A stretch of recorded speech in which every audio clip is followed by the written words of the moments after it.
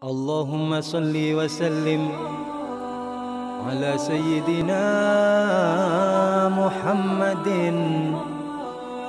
وعلى آل سيدنا محمد.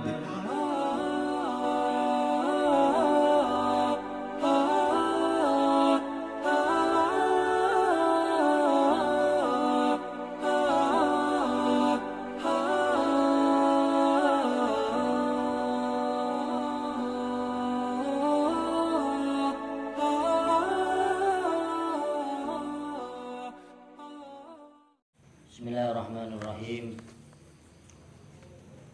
Qala musannifu asarihu rahimahullah ta'ala wa nafa'ana bi ulumihim fid dharaini amin. Rabbi shrah li sadri wa yassir li amri wa hlul 'uqdatam min lisani yafqahu qawli. Amma ba'du, karena banyaknya pertanyaan yang masuk pada kami, maka pengajian ini hanya untuk menjawab pertanyaan daripada para mustami' atau para pemirsa setia Gawagis TV. Ini pertanyaan yang pertama datangnya dari Muhammad Atir. Apakah ada waktu yang diharamkan untuk seseorang itu untuk tidak melakukan sholat? Insyaallah ini akan kami jawab bahwa fi bayanil awqatil lati tukrahu fiha sholat bila sababin. Ada waktu yang dimana waktu itu diharamkan kita untuk melakukan sholat, dimakruhkan. Wahiyya karohatu tahrim. Makruhnya makruh tahrim. Jadi makruh itu ada dua, ada makruh tanzih, ada makruh tahrim. Kalau makruh tanzih ya makruh biasa. Tapi kalau makruh tahrim itu adalah makruh yang mendekati haram. Makruh akan tetapi mendekati haram. Lebih dekat daripada mendekati haram daripada diperbolehkannya, dihalalkan diperbolehkannya. Jadi makruhnya itu mendekati haram.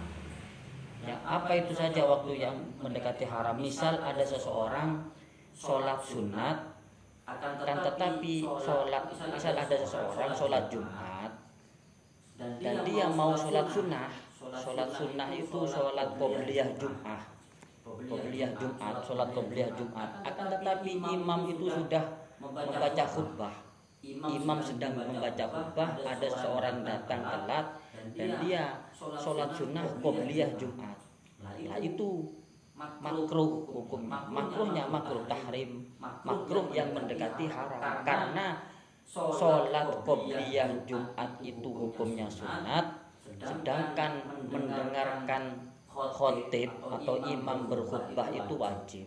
Dia lebih mementingkan perkara yang sunat daripada perkara yang wajib. La tarokal wajib illa bil wajib. Tidak boleh meninggalkan perkara yang wajib kecuali dengan perkara yang wajib. Dia meninggalkan perkara yang wajib, yaitu mendengarkan imam berkhutbah, dan dia lebih memilih melaksanakan sesuatu yang sunnah, yaitu sholat qobliyah Jumat. Itu namanya makruh tahrim, makruh yang mendekati haram.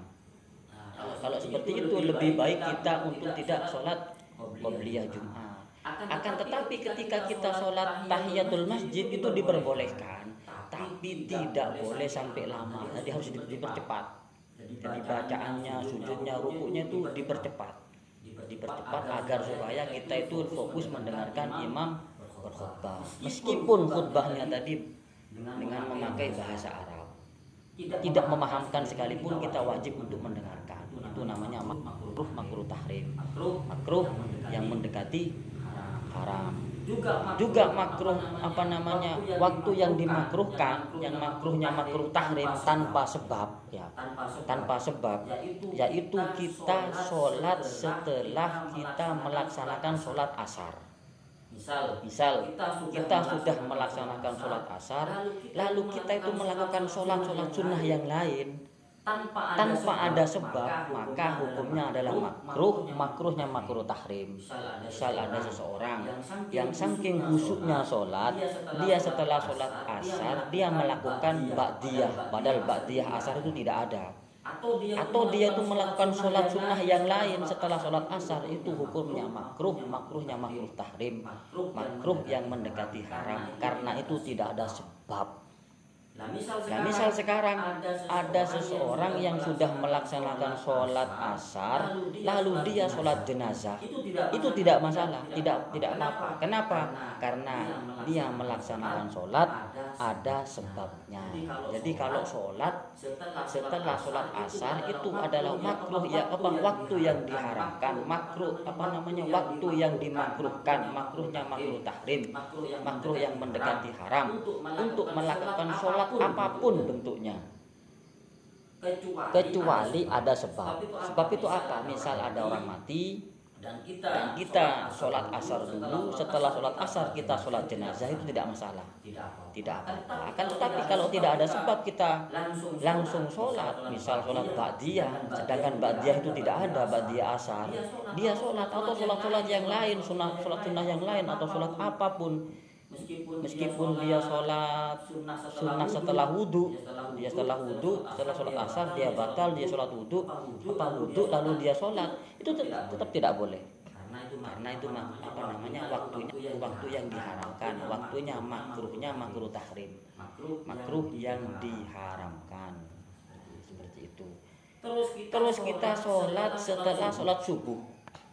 Ada seseorang setelah sholat subuh dia melaksanakan sholat duha misal, itu tidak boleh, itu diharamkan, kecuali matahari sudah muncul. Sekiranya matahari itu ketika kita berdiri tangan kita di atas, matahari itu ada di atas tangan kita, itu tidak masalah kita melakukan sholat duha. Akan tetapi setelah sholat subuh langsung dia sholat duha atau sholat yang lain, maka hukumnya makruhnya makruh tahrim, makruh yang mendekati haram. Misal ada sebab setelah sholat subuh darurat, tidak ada waktu yang lain, dia harus melaksanakan sholat jenazah, harus ketika itu dalam keadaan terpaksa, maka tidak apa-apa. Jadi waktu yang diharamkan itu setelah sholat asar, setelah sholat subuh, sebelum matahari muncul. Nah, ketika matahari sudah muncul, mau kita sholat apapun, sholat taubat, sholat hajat, sholat apapun tidak masalah. Kalau setelah matahari muncul, semoga jawaban ini bisa dimengerti dan bisa bermanfaat. Terus lagi ada pertanyaan dari Mbak Eva. Bagaimana hukumnya seseorang yang tidak punya wudu atau dia dalam keadaan haid memegang Quran terjemah? Ada pertanyaan, bagaimana hukumnya ketika seseorang tidak punya wudu atau dia dalam keadaan hadas atau dia dalam keadaan haid, dia memegang Quran yang ada terjemahnya. Begini, kalau ada Quran yang asli, yang murni Quran, itu ketika dipegang oleh orang yang tidak punya wudu, itu hukumnya haram. Akan tetapi ketika ada Quran, ada terjemahnya, atau Quran tadi ada tafsirnya, ada tafsirannya. Nah, kita lihat dulu antara huruf Quran dan huruf tafsirnya itu lebih banyak mana. Kalau di tafsir Jalalain itu antara huruf Al-Quran dengan huruf tafsirnya itu lebih banyak huruf tafsirnya, hanya terpaut 2 huruf. Jadi banyaknya itu semua itu lebih banyak kan tafsirnya cuma kacek 2 huruf dong, terpaut 2 huruf. Maka ketika kita megang tafsir Quran, tafsir Jalalain, kita meskipun tidak punya wudu tidak masalah. Tetapi kalau kita memegang Quran yang asli, benar-benar asli Quran, maka kita wajib wajib melakukan wudu, harus punya wudu. Kalau tidak punya wudu maka hukumnya haram. atau masuk ila mutahharun. Tidak boleh orang itu memegang yang la yamassuhu illal mutahharun. Tidak boleh orang itu memegang Al-Qur'an illal mutahharun kecuali orang-orang yang sudah melaksanakan wudu atau orang-orang yang sudah sesuci. Maka itu tidak masalah. Nah, sekarang bagaimana ketika ada Quran, ketika ada HP itu ada aplikasi Al-Qur'an. Ada aplikasi Al-Qur'an. Ketika kita membaca, kita tidak punya wudu, membaca aplikasi yang ada di HP, aplikasi Quran yang ada di HP. Bagaimana hukumnya? Hukumnya adalah tidak apa-apa. Kenapa? Karena aplikasi yang ada di Quran di HP itu bukan termasuk tulisan Al-Quran, akan tetapi cahaya yang ada di HP ini. Jadi tidak masalah dia meskipun membaca tanpa punya wudu, membaca Al-Quran yang ada di aplikasi HP itu tidak apa-apa. Karena itu bukan dianggap tulisan Al-Quran, akan tetapi itu adalah cahaya, pantulan cahaya yang di sini, meskipun itu berupa tulisan. Seperti itu ulama fikih mengatakan maka hukumnya tidak apa-apa ketika seseorang itu memegang Al-Quran atau aplikasi yang ada di HP. Jadi saya kira itulah kalau di apa namanya majmu' syarif, majmu' latif. Majmu' syarif atau majmu' latif itu kan ada surat Yasin, ada surat Waqiah, ada surat Tabarok. Akan tetapi di sana itu banyak doa-doa. Atau keterangan-keterangan doa. Nah, itu ketika orang memegang majmu' latif, kok banyakan antara majmu'nya, antara doanya dengan Al-Qur'annya, Yasin dan sebagainya itu lebih banyak doa-doanya, maka kita memegang dan membaca itu tanpa punya wudu itu tetap hukumnya tidak apa-apa. Jadi ketika kita membaca Al-Qur'an, kita itu boleh memegang Al-Qur'an tanpa wudu asalkan bukan murni huruf Al-Qur'an. Akan tetapi yang di sana ada tafsirnya atau terjemahannya, maka tidak apa-apa ketika seseorang itu tidak punya wudu memegang itu. Saya kira seperti itulah jawaban, semoga bisa memberikan manfaat. Pokoknya fikih itu tidak mengikat seseorang untuk melakukan sesuatu. Fikih itu tidak mengikat. Maksudnya aturan yang dibuat oleh ulama itu tidak mengikat bahwa ini harus peraturan, ini harus dipatuhi. Akan tetapi fikih itu adalah mengajarkan kita untuk menjadi manusia yang lebih baik dengan adanya aturan. Nah, seperti itu. Bukan berarti harus peraturan ini seperti ini, berarti tidak boleh melakukan ini, enggak. Misal kita dalam keadaan darurat memakan daging babi itu tidak masalah. Memakan daging babi itu tidak masalah kalau memang tidak ada lagi yang dimakan. Nah, seperti kita tersesat dalam hutan, tidak ada lagi yang bisa dimakan kecuali daging babi, maka daging babi itu wajib dimakan, bahkan wajib hukumnya. Seperti itu. Berarti fikih itu tidak mengikat, tergantung keadaannya bagaimana. Seperti itulah fikih. Jadi fikih itu menjawab sesuai bagaimana keadaan kita. Dia tidak mengikat bahwa seseorang itu harus begini, harus begini. Sama halnya ketika ada perdebatan. Ada perdebatan bagaimana hukumnya tarawih itu yang benar bagaimana, 10 apa 20? Kita memperdebatkan antara 20 dan 10 itu percuma. Loh, kok percuma? Ketika kita bertanya kepada ahli fikih, ya hukumnya sholat tarawih itu kan sunnah. Kenapa kita itu mempermasalahkan sesuatu yang sunnah? Sedangkan sesuatu yang wajib itu yang harus kita laksanakan. Yang penting dia melaksanakan puasa, yang penting dia melaksanakan sholat isya, mau tidak tarawih ataupun tarawih itu tidak masalah. Mau tarawih 10 ya silahkan, mau tarawih 20 ya silahkan, terserah, yang penting dia tarawih. Toh tarawih itu hukumnya sunnah, dilaksanakan ya bagus, tidak dikerjakan ya tidak apa-apa.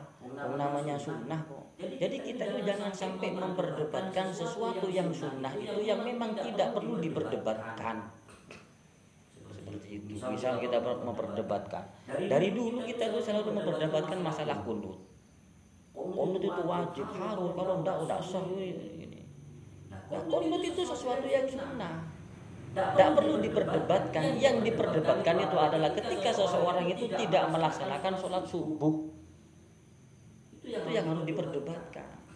Jadi kita itu tidak usah mencari perkara-perkara yang memang itu membuat seseorang itu berat untuk melaksanakan. Yang penting kita itu melaksanakan perkara wajib, sunnahnya itu dilaksanakan lebih bagus. Kalaupun tidak dilaksanakan ya tidak apa-apa.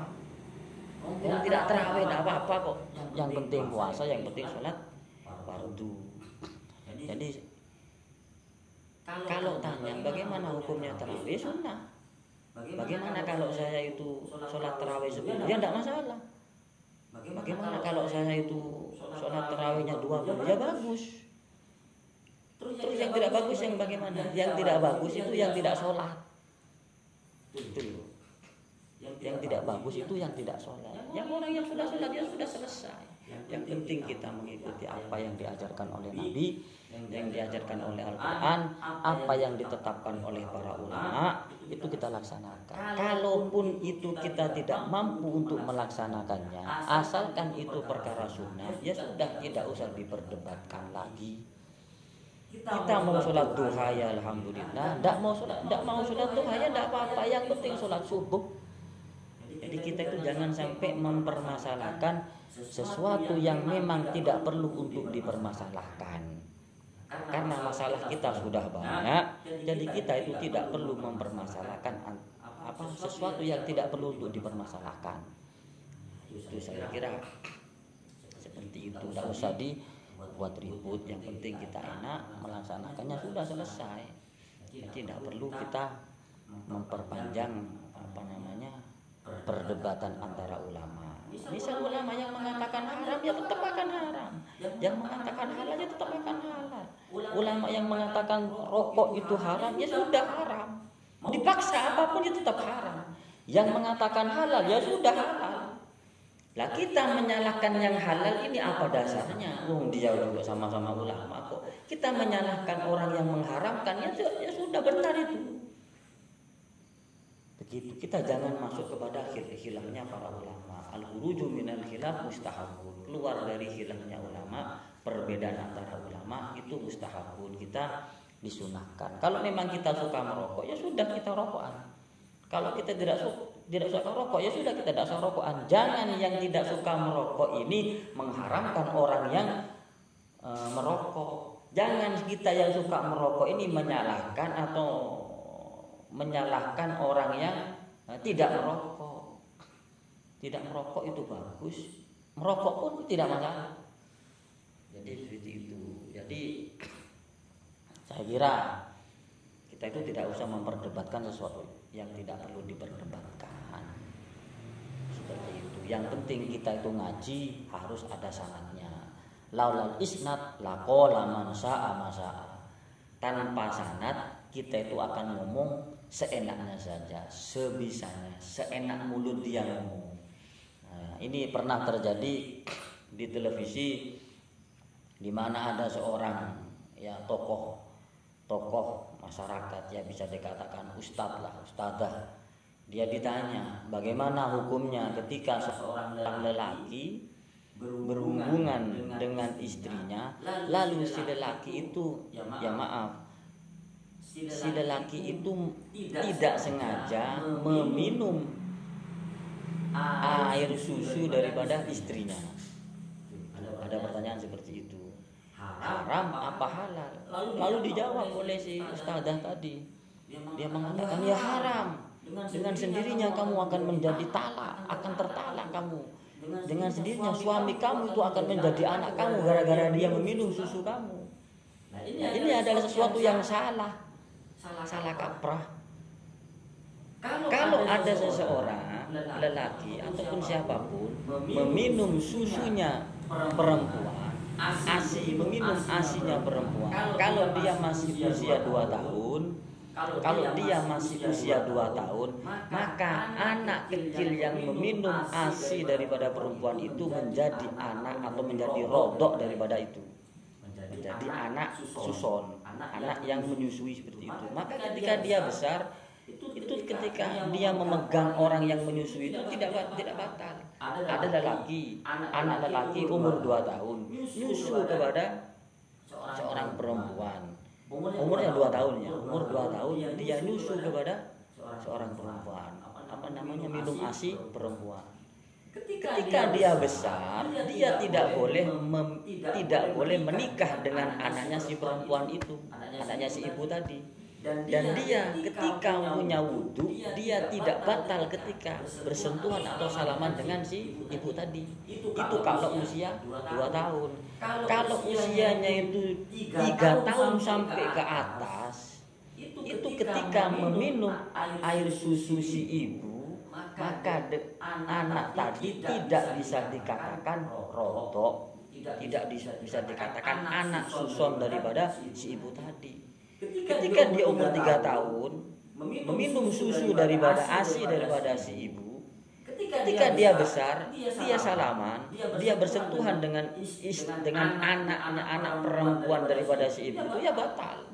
Tentunya batal. Maka dia boleh menikah dengan anak daripada ibu yang menyusui tadi, dengan catatan dia usianya 3 tahun ke atas atau 2 tahun ke atas. Kalau usianya itu maksimal 2 tahun, dia mau menyusu, dia nyusu kepada si ibu tadi, maka dengan sendirinya anak yang menyusu tadi itu menjadi rodok daripada ibu tadi. Saya kira seperti itulah. Kita makanya harus ngaji itu harus pakai sanad, ngaji dengan siapa. Maka Indonesia ini lebih banyak orang yang berbicara daripada orang yang mendengar. Lebih banyak orang yang berbicara akan tetapi tidak mengerti masalah fikih, tidak mengerti masalah agama. Maka Rasulullah mengatakan, saya di zamanun ala ummati yafiruna minal ulama wal fuqaha. Rasulullah mengatakan ulama wal fuqaha. Ulama dan fuqaha. Ulama itu ya ulama, fuqaha itu adalah orang yang mengerti ilmu fikih. Ulama belum tentu fuqaha, tapi kalau sudah fuqaha itu pasti sudah ulama. Ulama itu adalah orang yang mengamalkan ilmunya. Misal dia paham membaca Yasin, surat Yasin, tahlil, ya dia ulama karena dia mengamalkan ilmunya. Akan tetapi belum tentu dia itu fuqaha, orang yang mengerti hukum-hukum fikih, mengerti hukum-hukum agama. Kita bedakan antara fuqaha dan ulama. Kalau ulama itu belum tentu fuqaha, kalau fuqaha itu pasti sudah ulama. Saya kira cukup sampai sini.